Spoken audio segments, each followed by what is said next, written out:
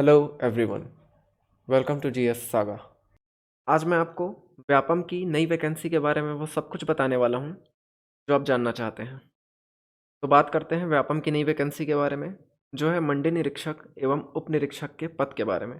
ठीक है, तो इसके लिए व्यापम ने इसकी सीधी भर्ती के लिए विज्ञापन जारी कर दिया है।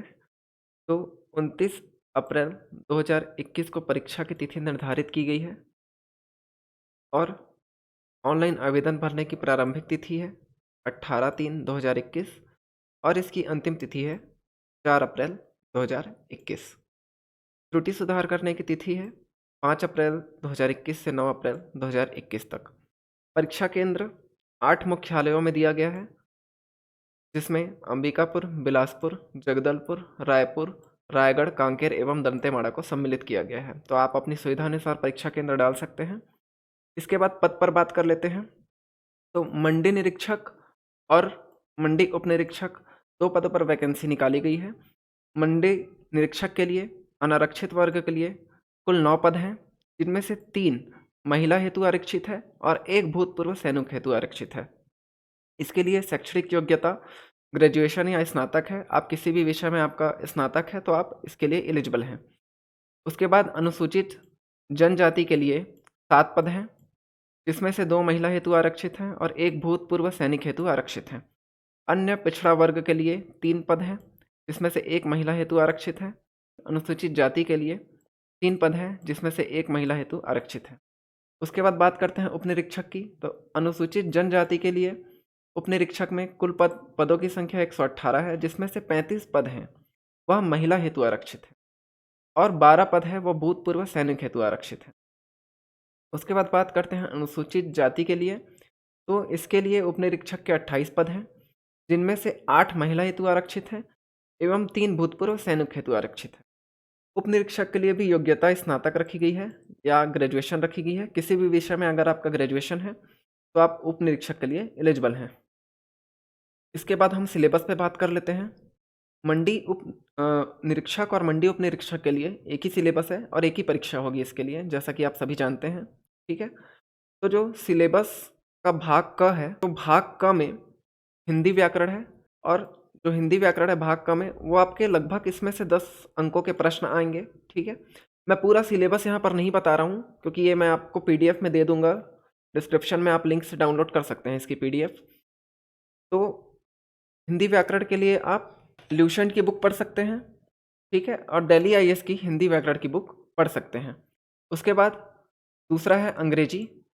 अंग्रेजी में भी 10 अंकों के कुल 10 प्रश्न होंगे, जिसमें से यूनिट 1, यूनिट 2 और यूनिट 3 में डिवाइडेड है। इंग्लिश ग्रामर यूनिट 1 में है, यूनिट 2 में ट्रांसफॉर्मेशन ऑफ सेंटेंसेस और यूनिट 3 में वोकेबुलरी। तो इसको आप देख सकते हैं। इंग्लिश का ग्रामर जो है 5वीं से 10वीं तक की आप जो इंग्लिश ग्रामर की बुक होती है, या आप 6वीं से भी प्रेफर कर सकते हैं, उसमें से आपको ये मिल जाएगी। उसके बाद गणित का प्रश्न पत्र आता है। ठीक है, इसमें 30 अंकों के कुल 30 प्रश्न होंगे।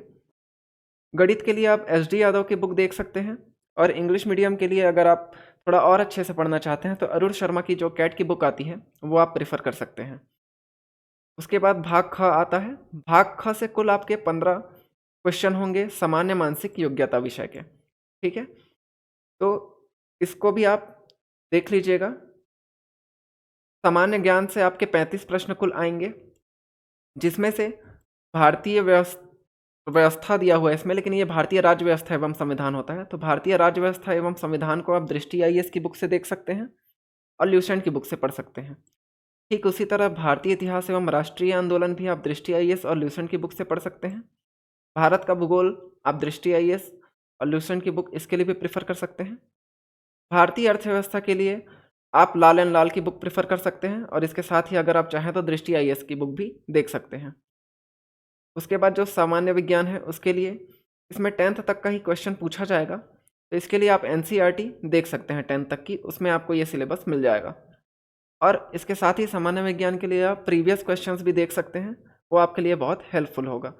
उसके बाद है समसामयिक, घटनाक्रम, खेलकूद, देश विदेश। तो प्रश्न पत्र के इस भाग में 15 अंकों के कुल 15 क्वेश्चन होंगे। ठीक है, जिसमें राष्ट्रीय, अंतर्राष्ट्रीय एवं छत्तीसगढ़ से संबंधित सामान्य जानकारियाँ, घटनाएं, खेल एवं साहित्य, ये सब आपको पढ़ना होगा। उसके बाद छत्तीसगढ़ की सामान्य जानकारी, तो इसके लिए आप अर्जुना की समग्र छत्तीसगढ़ पढ़ सकते हैं और कंपटीशन एकेडमी की छत्तीसगढ़ की बुक देख सकते हैं। इस भाग से 15 अंकों के 15 प्रश्न होंगे। उसके बाद भाग ग में आ जाते हैं हम। कंप्यूटर का सामान्य जानकारी 20 अंक का होगा भाग ग से, ठीक है। सामान्य जानकारी कहने का मतलब कंप्यूटर की आपको सामान्य जानकारी होनी चाहिए, कंप्यूटर के प्रमुख भागों के बारे में, ऑपरेटिंग सिस्टम के बारे में, इंटरनेट के बारे में, और जो सर्च इंजन होते हैं जैसे कि गूगल, यूट्यूब, इसके बारे में आपको सामान्य जानकारी होनी चाहिए। कंप्यूटर के लिए आप प्रीवियस क्वेश्चन भी देख सकते हैं, वो आपके लिए बहुत ही हेल्पफुल होगा। इसके अलावा जो प्रीवियस क्वेश्चन पेपर हैं वो मैंने उसका लिंक आपको डिस्क्रिप्शन में डाल दिया है, तो आप वहाँ से डाउनलोड कर सकते हैं, ठीक है। 1 महीने का इसके लिए समय दिया गया है व्यापम के द्वारा तैयारी करने के लिए। तो जो पुराने स्टूडेंट्स हैं वो ये ना सोचे कि सिर्फ 1 महीने का है, ठीक है। आप 1 महीने में ही इसकी तैयारी कर सकते हैं। इसका सिलेबस बड़ा नहीं है, सिलेबस में विषय ज़्यादा दिए गए हैं, लेकिन इसके जो सिलेबस के अंदर, विषय के अंदर जो टॉपिक्स दिए गए हैं वो बहुत ही कम है, तो आप आराम से इसे पढ़ सकते हैं। अगर आपको इससे रिलेटेड और भी कोई जानकारी चाहिए तो हमें कमेंट बॉक्स में कमेंट कर सकते हैं। आप अपने सुझाव व सवाल हमें कमेंट बॉक्स में कमेंट कर सकते हैं। अगर आपको यह वीडियो पसंद आया तो इस वीडियो को लाइक करें, शेयर करें और हमारे चैनल को सब्सक्राइब करें।